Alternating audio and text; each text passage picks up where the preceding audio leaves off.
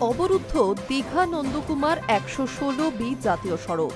শনিবার দুপুর ১টা নাগাদ মরিশদা থানা সংলগ্ন এলাকায় হঠাৎ করেই ভেঙে পড়ে একটি সেতু। মুহূর্তের মধ্যে বন্ধ হয়ে যায় যান চলাচল।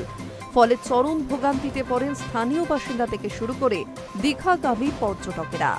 সেতু ভেঙে পড়ায় রাস্তার দুদিকে আটকে পড়ে একাধিক বাস ও লরি।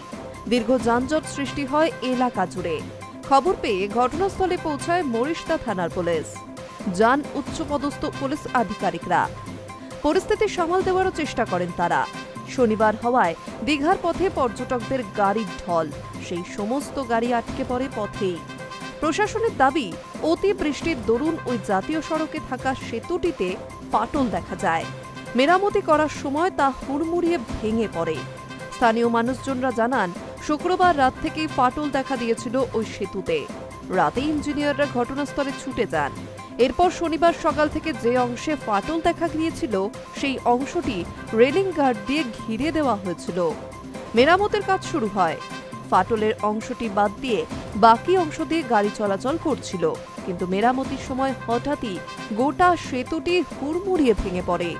সেই সময় গাড়ি যদি ওই সেতুর ওপর থাকত, তা নিচে পড়ে যেত। বড় বিপদের হাত থেকে রক্ষা পায় গাড়ি চালকরা। ফলে দীঘা থেকে নন্দকুমারের দিকে যাওয়ার জাতীয় সড়কের দুপাশের সমস্ত গাড়ি বন্ধ করে দেওয়া হয়। যদিও জাতীয় সড়ক কর্তৃপক্ষ এবং স্থানীয় প্রশাসনের দাবি, যেহেতু শনিবার ওই দুর্ঘটনা ঘটেছে, পুজোর মরশুমে রবিবার অনেকেই যাচ্ছিলেন দীঘার উদ্দেশ্যে।